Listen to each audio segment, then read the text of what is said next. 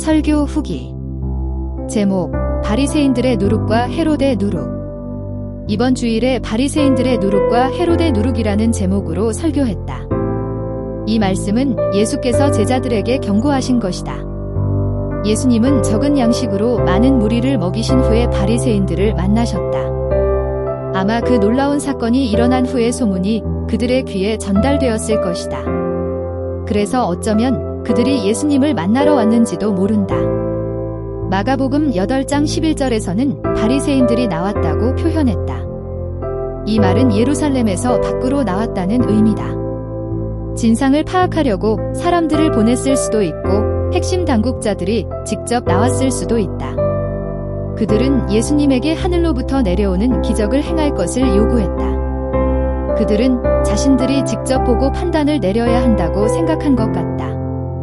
모든 것은 자신들의 주관과 허용의 범위 안에서 일어나야 한다고 믿는 사람들의 오만한 태도라 할 수 있다. 그들은 어쩌면 자신들의 허락이 없이는 참새도 땅에 떨어져서는 안 된다고 생각하는지도 모른다. 예수님은 마음 깊이 탄식하셨다. 그리고 그들이 왜 그런 요구를 하는지 도무지 이해할 수 없다고 말씀하시고는 그들에게 그 어떤 표적도 행하지 않으실 것이라고 다짐하셨다. 그렇게 말씀하시고는 예수님이 그들을 떠나셔서 배를 타고 건너편으로 가셨다. 예수님은 배에 오르셨지만 조금 전에 만난 바리새인들을 생각하고 마음이 착잡 하셨나 보다. 한참 만에 예수님은 입을 열어 말씀하시기를 삼가 바리새인들과 헤롯의 누룩을 주의하라고 하셨다. 예수님은 바리새인들의 그 오만한 태도와 마음가짐이 제자들에게 옮지 않기를 바라셨다. 그래서 주의하라고 하셨다. 하나님이 지금 역사하고 계시는데 그것을 인정하기도 않고 자신의 생각에 갇혀있는 냉랭한 사람들은 결코 예수님이 선포하시는 하나님의 나라를 상속하거나 동참할 수 없을 것이다. 하나님이 지금도 일하고 계심을 믿고 인정하고 따르는 사람들이라야 새로운 세상에 동참할 수 있을 것이다. 헤롯의 누룩은 무엇일까? 바리새인들의 누룩이 불신앙과 냉랭한 마음이라면 헤롯의 누룩은 자기중심성이라고 나는 생각한다. 그는 권력을 쥐고 누구와도 나눌 수 없다는 생각으로 자신의 왕국을 건설하려는 사람이다.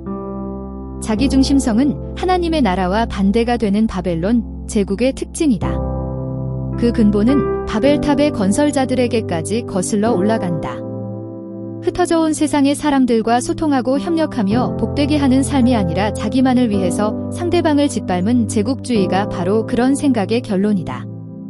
예수께서 2000년 전에 제자들에게 경고하시면서 주신 그 말씀은 하나님 나라를 위해 사는 사람들에게 어느 시대에나 해당된다. 오늘날에도 우리는 바리새인들의 누룩과 헤롯의 누룩을 주의해야 한다. 전자가 불신앙적인 냉랭한 마음이라면 후자는 자신을 위해 하나님의 뜻을 저버리는 삶의 태도라고 할 수 있다. 바리새인들의 누룩이 종교 지도자들에게 나타나는 현상이라면 헤롯의 누룩은 정치 권력을 지향하는 사람들에게 나타난다. 하나님은 언제나 새 일을 행하시고 사람의 생각을 초월하여 역사하신다. 하나님이 그렇게 일하신다면 우리는 겸손하게 하나님의 도우심을 바라보면서 새로운 일을 맞이해야 할 필요가 있다. 하나님이시라면 모든 것을 하실 수 있을 것이라는 믿음으로 도전하고 시도할 필요가 있다. 그런 일은 우리의 용기를 필요로 하며 우리에게 모든 것을 걸고 주님을 신뢰하도록 요구한다. 신앙생활은 언제나 용기를 필요로 하는 일들을 우리에게 보여준다. 동시에 신앙생활은 우리에게 지나친 열정을 자제하게 한다.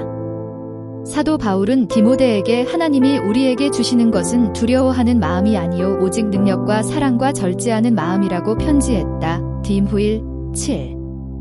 여기서 절제하는 마음은 범사에 하나님을 인정하는 태도를 의미할 것이다.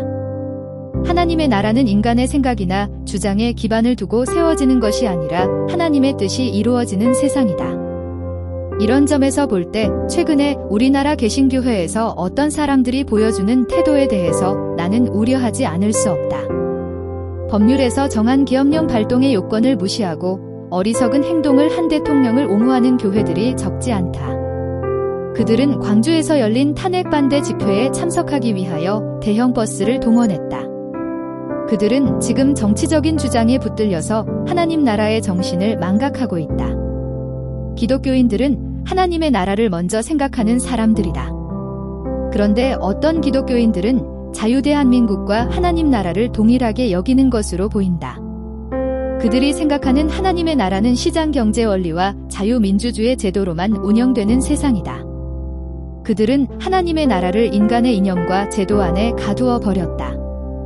그래서 스스로 세상 사람들의 선동에 이리저리 휘둘리는 사람들이 되어버렸다. 하나님의 나라는 이 세상의 나라보다 크고 하나님 나라의 백성은 애국심을 뛰어넘어야 한다. 예수께서는 자기를 따르는 제자들에게 자기 부모와 형제 그리고 자기의 처자와 심지어 자기 자신까지 미워하지 않으면 제자가 될 수 없다고 말씀하셨다. 그 말씀은 불효자가 되라는 말이 아니며 무정한 배우자나 부모가 되라는 말이 아니다. 그 말씀은 하나님의 뜻이 사람의 인정이나 생각에 갇히게 하지 말라는 의미일 것이다. 그런 점에서 오늘 우리는 예수께서 진정한 신자는 자기 나라를 미워할 수 있어야 한다고 말씀하실 수 있음을 기억해야 한다. 이 말은 애국자가 되지 말라는 말이 아니라 국가를 절대화해서는 안 된다는 의미로 이해되어야 한다. 얼마나 많은 부정한 일들이 애국의 이름으로 정당화되었던가. 사실 지금 헌법재판소나 국회에서 증언하는 사람들을 보면 부당한 명령에 굴복하고 동조한 사람들은 당당하지 못하고 어딘가 비굴해 보이고 거짓말을 하거나 답변을 거부한다. 그러나 부당한 명령을 거부한 사람들은 당당하게 발언을 한다. 교회가 얼마나 바리새인들의 누룩과 헤롯의 누룩에 젖었으면 불의한 사람들의 거짓말을 옹호하는 세력이 되었을까? 예수님이 이 현실을 보신다면 옛날의 바리새인들을 바라보시며 탄식하시던 모습 그대로 오늘에도 깊이 탄식하실 것이다. 대통령의 탄핵소추에 대한 재판이 곧 끝날 것이다. 부당한 명령에 부한회동한 사람들의 잘못도 정죄를 받을 것이다. 그리고 새로운 대통령이 선출될 것이다. 그렇게 세상사는 계속 흘러갈 것이다. 그러나 누가 옳으며 어느 진영이 선하다고 할 수 있는가? 성경에는 분명하게 다음과 같이 기록되어 있다.